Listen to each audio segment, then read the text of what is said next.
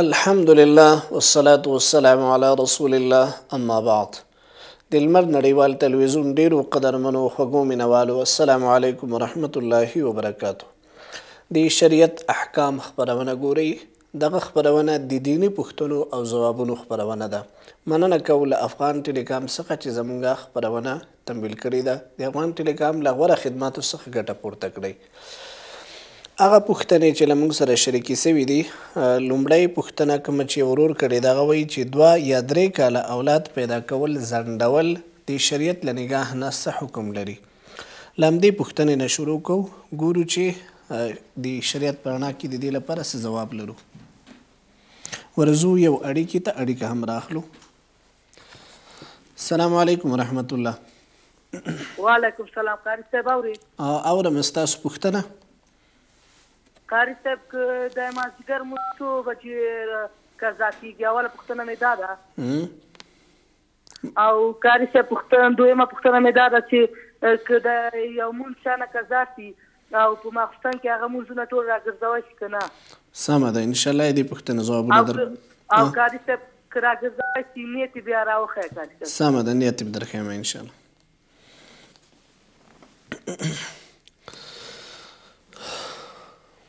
زموږ د خپرونې لومړی پوښتنه کومه چې ورور کړې ده هغه ویلي دي چې 2 یا 3 کاله اولاد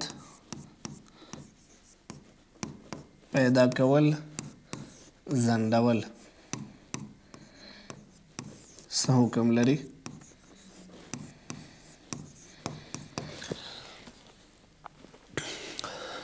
ګورئ دوستانو، اولاد کې وقفه راوستل شریعت د دې اجازه ورکوي، خو په هغه صورت کې چې کله د یوې ښځې صحت ته نقصان رسیږي او د ډاکټر مشوره وي چې ته وقفه وکړه 2 کاله یا 3 کاله، په داسې صورت کې شریعت ته اجازه درکوي. یا ماشوم ته یو مور تی ورکوي، شودې ورکوي، په داسې صورت کې هم د یوې خور لپاره جایز دی چې دا خپل اولاد کې 2-3 کاله وقفه وکړي. یو عذر شرعي د ډاکټر متخصص مسلمان په مشوره سره بیا جایز ده چې یو خورکۍ په خپل اولاد پیدا کولو کې وقفه وکړي. خو ورور چې کومه پوښتنه کړې هغه دا ده چې نوی واده مې کړی دی، موږ نه غواړو چې 2-3 کاله اولاد راوړو، نو په داسې صورت کې د موږ لپاره څه حکم دی؟ په داسې صورت کې شریعت د دې اجازه نه ورکوي، ځکه چې کوم معقول عذر نه ووسیږي اولاد پیدا کول بندول یا د هغې ځنډول د دې شریعت اجازه نه درکوي تاسو ته. او ډېر کرته هغه خویندې هغه ورونه چې په لومړی په سر کې چې کله واده وکړي د خپل د ژوند په خاطر باندې اولاد نه پیدا کوي، وروسته بیا شان سي بیا اولاد نه پیدا کېږي، نو دې کې لږ احتیاط کول پکار دي. ورځو یو اړیکې ته. السلام علیکم ورحمت الله. وعلیکم السلام ورحمت الله. مولوي صاحب څه الحمدلله، شکر دی الله فضل دی. ستاسو پوښتنه؟ مولوي صاحب ما یو پوښتنه وه، دغه یو نفر معنا د یو هندارو کاروبار نه کوي، دغه د برمو هندارې چې دي معنا دغه دی ما ته رانیسي په 3مه ګټه معنا د کال په پور باندې، دغه د شریعت د نګاه معنا دا څنګه دی؟ او دی د هندار کاروبار نه کوي، دی د پرچونو کاروبار کوي، هندارې ما ته رانیسي معنا په 2000 افغانۍ هنداره ده، په 3000 راکوي د کال په پور، دغه څنګه حساب په قرض سره؟ سمه ده ورور، مشکل نشته، درته وایم انشاءالله. زموږ بله پوښتنه یو ورور کړې ده هغه وایي چې د نکاح لپاره د ښځې سره خبرې کول څه حکم لري؟ یعنې به تصمیم لري چې د نجلۍ سره نکاح وکړي، که هغې سره اړیکه ساتي او د دې لپاره چې معلومات وکړي چې یو بل سره، نو آیا د دې شریعت اجازه ورکوي که نه ورکوي؟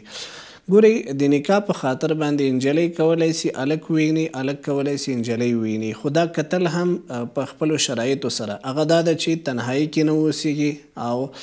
داسې یو ذریعه ورته برابره کړلی شي چې دوی دواړه تنها نه سي، بلکې نجلۍ په نجلکیانو کې اوسیږي، هلک په هلکانو کې اوسیږي، او یو طریقې سره ورته وروښودلی شي چې تر څو هلک نجلۍ وګوري او نجلۍ چې د هغه هلک وګوري. خو داسې نه چې یو هلک او نجلۍ نجلۍ د هوټل ته لاړ شي هغلته د ګپ و شپ ولګوي بیا وایي چې ولېږه زه معلومات وکړم چې د نجلۍ څنګه ده نو دا خو کاملا بیا چې دی غیر اخلاقي کارونو ته لاره خلاصیږي. بل دا ده چې بیا به هر هلک نجلۍ سره ځي 10 12 15 دانې سره به ګپ شپ لګوي هوټلو کې او بیا به بله ورځ وایي چې ما خوښې نه سولې نو دې نه خپله غیر اخلاقي مسله جوړیږي. شریعت چې کوم اجازه ورکوي هغې لپاره خپل حدود دي چوکاټ ته اصول دي د هغې نه ډېر مخکې تګ نه دی کول پکار او دا د اغیارو فرهنګ دی کوم چې وایي چې یو ځل نجلۍ سره اړیکه وساتي کال 2 کاله اړیکه وي بیا هغې نه وروستو چې دی بیا هغه اړیکه ختمه سي وایي ولا موږ جوړ رانغلو نو د دې شریعت اجازه نه ورکوي. شریعت چې تر کومې کچې اجازه ورکړي هغه دومره ده چې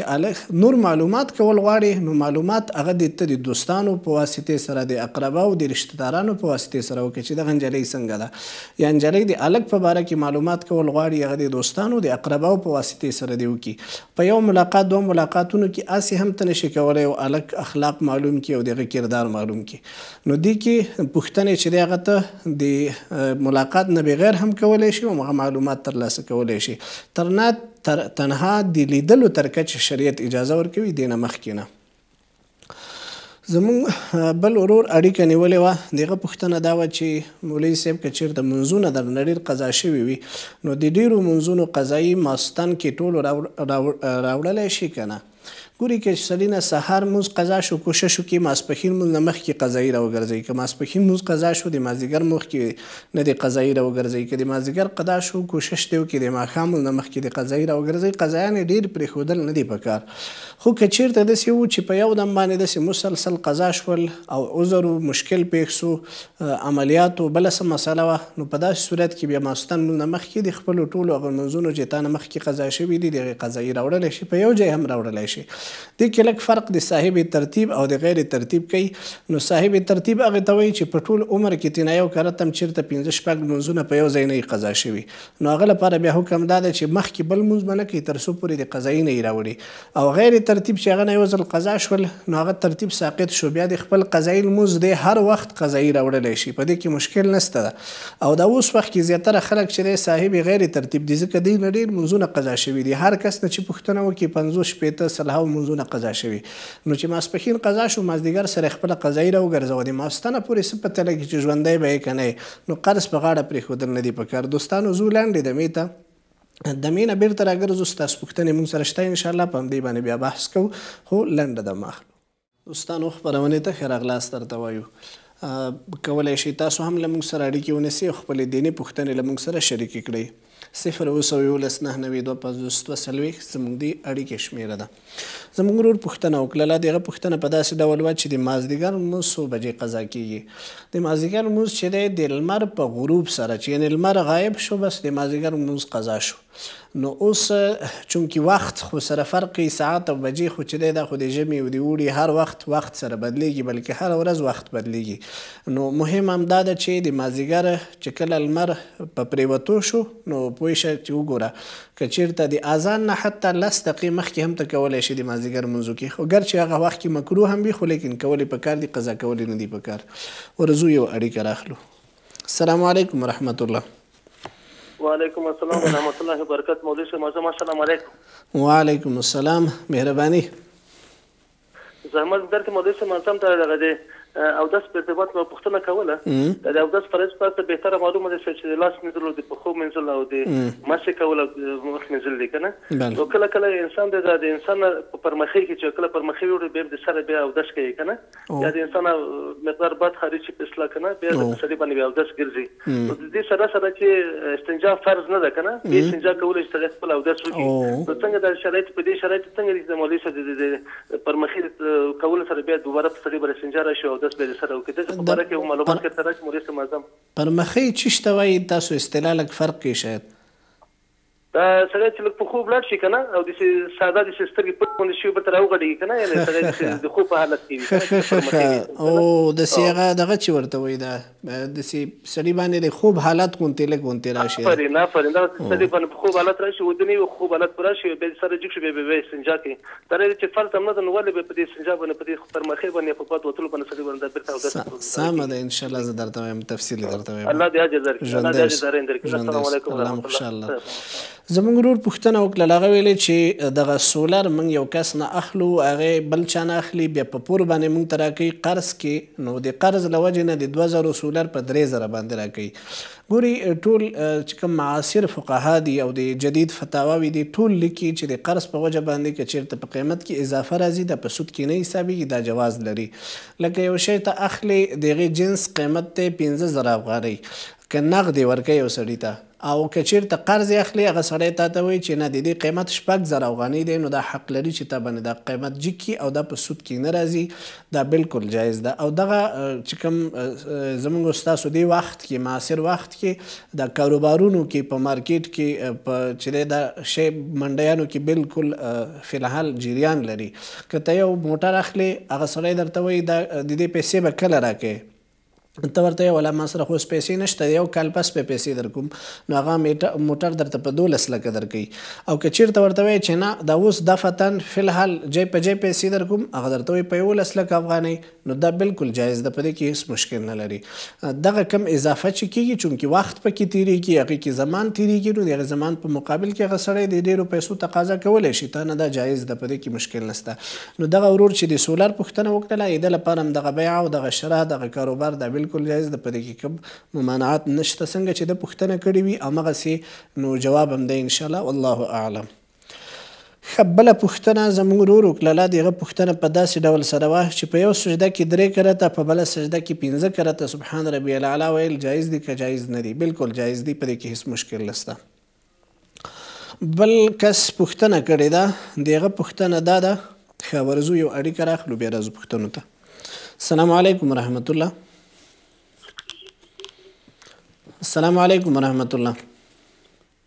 وعلیکم السلام ورحمت الله وبرکاته. مهرباني وکړئ ورور ستاسو پوښتنه اورو. پوښتنه مې دغه اوس دغه د ښځو د خاوند حقوق څه ده؟ د ښځو حقوق د ښځو حقوق او د خاوند حقوق څه ده په ښځو په سم خاوند باندې ښه د ښځو حقوق په خاوند باندې څه دي او د خاوند حقوق په ښځو باندې څه ده؟ دا ډېر تفصیلي بحث هم دی انشاءالله نو ګورو توکل په خدای که وخت پاتې شي پې بحث کوو. نو په دې باندې ما د تېره خپرونه کې هم د ښځو حقوق په خاوند باندې څه دي په هغې باندې ما بحث کړی و خو بیا به م ورته کوشش وکړو چې وخت پیدا کړو. ښه یو بل ورور یو خور پوښتنه کړې ده چې د ما تنګ لباس خوښېږي په دې خو زه ګناهګارېږم که نه. ګورئ تنګ لباس لنډ لباس که د خپل خاوند په مخ کې دي وي تا ته بالکل جایز ده واغونده هېڅ پروا نه کوي خو د خاوند نه بغیر د نورو په مخ کې تنګ او لنډ لباس دا د حیا خلاف ده حتی ولو که پلار دی وي ورور دی وي د نورو په مخ کې بیا تنګ او لنډ لباس اغوستل نه دي پکار شریعت دې اجازه نه ورکوي. د خپل خاوند په خوښه باندې هغه ته په تنهایي کې کولی شي هر رقم لباس اغوندي د هغه چې هر رقم خوښېږي ورته واچوه هېڅ پروا نه کوي په دې کې هغه د تا او د خاوند معامله ده. د خاوند پرته یوه خورکۍ نشي کولی حتی د خپل ورور د پلار د خپل نورو محارمو په مخ کې تنګ او لنډ لباسونه واغوندي په هغې کې مناسب چې کوم باحیا استر او ښایسته لباس وي همغسې کالي اغوستل پکار دي. نو بیا د خپلو خپلوانو په مخ کې چې دی د نورو پردیو په مخ کې باید هغسې لباس وانه چولی سي. نو ګناه مسله هم همدا ده که د خاوند په مخ کې وي ګناهګاره نه خوښېږي دی واچوه ورته خو د نورو په مخ کې بیا ښه لباس اچوه که بیا د نورو په مخ کې اچوي بیا ګناهګاره کېږي. ښه ورور پوښتنه وکړله چې اودس چې دی په دې کې چې کله باد خارج شي په دې کې استنجا نسته ده په هوا خارجېدلو سره استنجا نسته. ګوره ماخوستن یو سړي لاړه بول یې وکړه قضای حاجت نه راجګېږي استنجا یې وکړه د سهار لمونځ ته اوس دته ضرورت د بولو نشته دی د دې ځي ته نه همغه چرندام دی وکړي کم هغه اودس چې دی یعنې استنجا ورباندې بیا دوباره نشته د سهار ډېر خلک دي سهار بیا دوباره استنجا کوي نو که چېرته هوا تا نه خارجېږي په دې سره هېڅ نو ته باندې دوباره استنجا کول نشته ده. استنجا چې د ته نه په قضای حاجت سره چې کله انسان یې کوي واړه بول کوي غټ بول کوي یا مني ودي او هغه خاص قسم اوبه دي چې د انسان نه خارجېږي په هغې سره بیا اودس لازمیږي که مني وي په هغې سره خو بیا غسل واجبېږي. ښه بله د ده ویلي چې که چېرته یو سړی چې دی که نه هم داسې پریښانۍ یې ویسي پریښانۍ یعنې داسې معمولي غوندې لږ داسې د خوب حالت خوب نه وي خو د خوب حالت ورباندې تاري سي ګورئ که چېرته یو سړی د خوب حالت ورباندې طاري سو اوس دلته موږ دې سړي ته وایو چې که چېرته ته مطمئن ناست یې لکه زه چې په دې چوکۍ باندې ناست یم په داسې حالت کې خو د سړي که خوب حتی آرام شي در باندې تا اودس نه دی مات که چېرته مطمئن نه یې ناست داسې ناست چې ټکان وخورې نو ته کاملا داسې چپه کېږي یا ستا مقعد او مفاصل چې دی هغه سره جدا کېږي په داسې صورت کې بیا ستا اودس ماتېږي البته استنجا دې نه ده ماته استنجا په داسې صورت کې هم نه ده ماته استنجا ستا تنه به ځي تنه به اودس کوې یعنې استنجا کول په تا باندې په داسې صورت کې هم نشته او که یو سړی مطمئن په یو ځای ناست دی صحابه کرام به راغله سهار لمونځ ته به کېناستېده لمونځ ته به وخت ډېر و دوی به تسبیحات ویلې کله کله به یې سر ښکته شو داسې هغوی به خپل لمونځ کوه په دې سره هغوی دوباره اودس نه راګرځول ځکه هغوی به مطمئن په ځمکه باندې ناست او که داسې ډډه دې وهلي او ناست وي نو طبعا بیا هغوی سره اودس ماتېږي زو دوستانو لنډې دمې ته دمه اخلو بیرته راګرځو له موږ سره اوسېږئ پاتې به انشاءالله سوالونه به هم درته حل کړو دوستانو خپرونې ته ښه راغلاست درته وایو مننه کوو له افغان ټیلیګرام څخه چې زموږ خپرونې تمویل کړې ده تاسو هم کولی شئ له موږ سره په دې خپرونه کې برخه واخلئ او خپل دیني اسلامي پوښتنې له موږ سره شریکې کړئ موږ یو ورور پوښتنه وکړله هغه ویلې چې د ښځو حقوق په خاوند باندې څه دي ورځو یوه اړیکه راخلو السلام علیکم ورحمت الله وعلیکم السلام ورحمت الله وبرکاتو مولوي صاحب د موږ پوښتنه ده چې لکه ما ماشومان لکه ما ماشومان دي بیا ماشومان بند کړي دي اوس لکه خوب بیش وینم ما په لکه لکې راکې ستاسو د اخري پوښتنه مو ونه اورېده چې ماشومان تاسو بند کړي دي و ماشومان لرئ بیا لکه و ماشومان دي بیا ماشومان دي بند کړي دي اوس لکه زه همیش څه خوب وینم 2 ورځې بعد 3 ورځې بعد زه خوب وینم چې ما په غېږ کې لکه نارینه ماشوم وي ښه ماشاءالله صحیح ده دې جواب پتارم صحیح ده انشاءالله در کوم درته جواب ښه ورور پوښتنه وکړله هغه ویلې چې بیا بل ورور پوښتنه کړې ده هغه وایي چې څنګل سره که چېرته یو سړی په لمونځ کې یو بل کس وهي په دې سره لمونځ فاسدېږي که نه نو په دې سره لمونځ فاسدېږي نه خو البته مکروهه کېږي لمونځ د خشوع او د خضوع شی دی یعنې په دې کې ډېر په اطمینان په سکون سره الله ته عبادت کول دي په دې کې اشارې کول په دې کې څنګل وهل چا سره دا چې دی دا درست نه دی دا د لمونځ بې احترامي ده بې ادبي ده او لمونځ فاسدېږي نه البته مکروهه کېږي ورسره لمونځ ورور پوښتنه کړې چې د ښځې حقوق په خاوند باندې څه دي د ښځې حق په خاوند باندې دا دی چې خاوند به ورته نان نفقه برابروي لباس به ورته برابروي کور به ورته برابروي د هغې د مرستیا پوښتنه به کوي د هغې د ضرورت د اړتیا په صورت کې د هغې تر څنګ به ودرېږي بهترین او ښه اخلاق به له خپل ښځې سره کوي د ښځې ته د نوکرې د کنیزې په سترګه نه کتل ښځې ته بد رد ویل سپوچ رد ورته ویل کنځا ورته کول د دې اجازه نشته ده قرآن عظیم الشان د دې په باره کې حکم کوي فرمایي وعاشروهن بالمعروف له خپلو ښځو سره نیک سلوک کوئ ښه احسان کوئ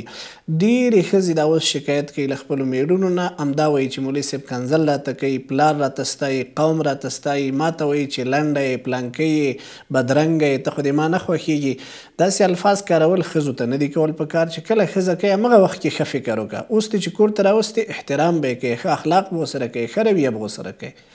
دوستانو ورځو یو اړیکه راخلو السلام علیکم ورحمت الله وعلیکم السلام مهرباني وکړئ پوښتنه مې دا وروره ده جمع کې چې ولاړې که نه مخکې سپنه مثلا یو نفر ته مشکل پیدا شو هغه لاړه که نه ته دویم سب کې ولاړې نو دغه دویم سب کې شاته مستقیم شاته کوم نفر چې دی دا مخ ته ورنغې که نه دا دې خوا څنګ کې نفر چې کله مخ ته سب ته ورځي دلته د دې په مخ کې تېرېدل دي که دغه خبره موضوع کې لږ وضاحت راکړي صحیح پوه شوم تاسو پوښتنه باندې انشاءالله زه ښه نو دا د ښځې حقوق په خاوند باندې شو. همدارنګې خاوند په خپلې ښځې باندې حق لري چې ښځه به د خپل خاوند اطاعت کوي، د هغې فرمانبرداري به کوي، د هغې ته به چې دی لباس برابروي، د هغې خدمت به کوي، د هغې احترام به کوي، د هغې حقوق په خپل ځان باندې چې څومره دي هغه باید مني. په مشروع کارونو کې د هغې اطاعت به کوي، غیر مشروع کارونو کې بیا په ښځې باندې د هغې اطاعت نشته ده. زبان درازي به نه کوي، بدکلامي به نه کوي له خپل خاوند سره. کوشش وکړي همیش نرم گفتگو وکړي، خپل ځان سینګار وساتي، خپل ځان ښایسته وساتي، د خپل خاوند توجه خپل ځان ته راوړئ او هیڅکله هم له هغو شیانو نه چې خاوند منې کوي کوشش ونه کړي چې هغې ته لاس ور واچوي. په هغه شیانو چې خاوند خفه کېږي کوشش ونه کړي چې هغه کارونه وکړي. د هغې د ماشومانو درسته تربیه وکړي، سالمه تربیه وکړي، د هغې د فامیل سره ښې اړیکې وساتي، صله رحمي ورسره وساتي. دا ټول هغه حقوق دي چې یو خاوند دی په خپلې ښځې باندې لري. که چېرته ښځه دغه حقوق نه پوره کوي نو طبعا بیا دغه خاوند هغه حق لري د شکایت. حتی په دې کې بیا شریعت دته اجازه ورکړې ده، خپلې لارې دي چې د خپل ښځې په مقابل کې هغه استفاده کړي. نو دغه مختصر دی تفصیلي بحث، هغه بیا نو ډېر وخت اړتیا لري، شاید ساعتونه ونیسي. نو زمونږ بل ورور پوښتنه کړې ده، هغې یوې خور پوښتنه وکړله. هغې ویلې چې ماشومان مې بند کړي دي، چې دی 7 ماشومان لرم، خو اوس په خوب کې همیش وینم چې ما په غېږه کې یو ماشوم وي. ګوره خورجانې دغه خپله دغه خوب بهترین خوب دی او انشاءالله خدای پاک به درته نارینه ماشوم درکوي. که چېرته صحت دې ښه واوسېږي، نور ماشومان دې اوس له 3 کلنې نه پورته وي، نو بیا تاسو کوشش وکړئ چې بل ماشوم خدای پاک درته درکړي. د خپل دغه وقفه چې دا تاسو کومه په نظر کې نیولې ده دا پای ته ورسوئ او انشاءالله الله مهربانه دی، خدای پاک به درته بل ماشوم درکړي. د دغې تعبیر همدقه کېدلی شي. بله پوښتنه زمونږ ورور وکړله، دغه پوښتنه دا وه چې د جمعې په د جمع کې چې کله مخکې صف نه یو کس ته مشکل پیدا سو ووته، اوس دغه شاته کس مخکې صف ته نه ځي، دا بل کس مخکې صف ته ځي، نو دې کې چې دی دا د مخکې تېرېدل کوم مشکل خو نه لري، بالکل نه لري. کله چې امام په مخ کې واوسېږي بیا د صف نه د وتلو په وخت کې حتی که ته د لمونځګزار مخکې هم تېرېږي دا تا ته جایز ده، ځکه حدیث مبارک کې راځي چې د امام ستره دا د مقتدي ستره ده. ستره هغې شي ته ویلی کېږي چې یو کس د لمونځ مخکې ځان تږدي. د امام ستره چې کوم مخې ته هغه د مقتدي ستره ده. نو امام چې هغه دی هغلته ټول الا بلا ټول په ملا باندې دي. به هر حال نو که دی کوشش کوي مخکې صف ته لاړ شي نو 2 قدمو کې د خپل ځان رسوي. ډېر ګورئ په لمونځ کې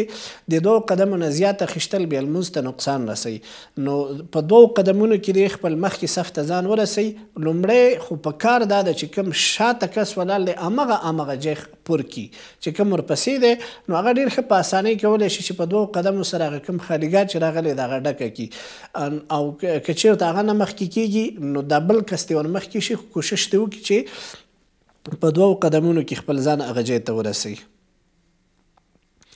زمونږ یو بل ورور بلکې یو خور پوښتنه کړې ده، هغه وایي چې په رادیو اورېدل یا تلویزیون کتل د یوې ښځې لپاره د یوې خورکۍ لپاره جایز دي که جایز نه دي؟ ګورئ رادیو ده که تلویزیون ده دا فرق کوي په هغه شي پورې چې ته څه شی ګورې. که چېرته یو خور اجتماعي، ټولنیزې، دیني او تعلیمي خپرونې ګوري او هدف په هغې کې فقط زده کړه وي نو په داسې صورت کې د یو خور لپاره بالکل جایز ده. که هغه د رادیو له لارې وي که د تلویزیون له لارې وي دا کتلی شي. او که چېرته دا وي چې هدف فقط ساتیری اوسېږي او هغلته خپل نیت کې هغه مشکل لري نو هغه بیا د هغې نیت په حساب سره د هغې سره محاسبه کېږي، قیامت په ورځ به د هغې پوښتنه تا نه کېږي. خو تنه د یو عالم دیني خپرونه کتل یا داسې تعلیمي خپرونه کتل چې په هغې کې د یو چا ته ګټه رسېږي دا کتل جایز دي د خویندو لپاره. دوستانو د موږ د خپرونې وخت نن ورځې لپاره اختتام ته رسېږي. تر بلې خپرونې پورې په لوی الله سپارو. الله مو مل شه.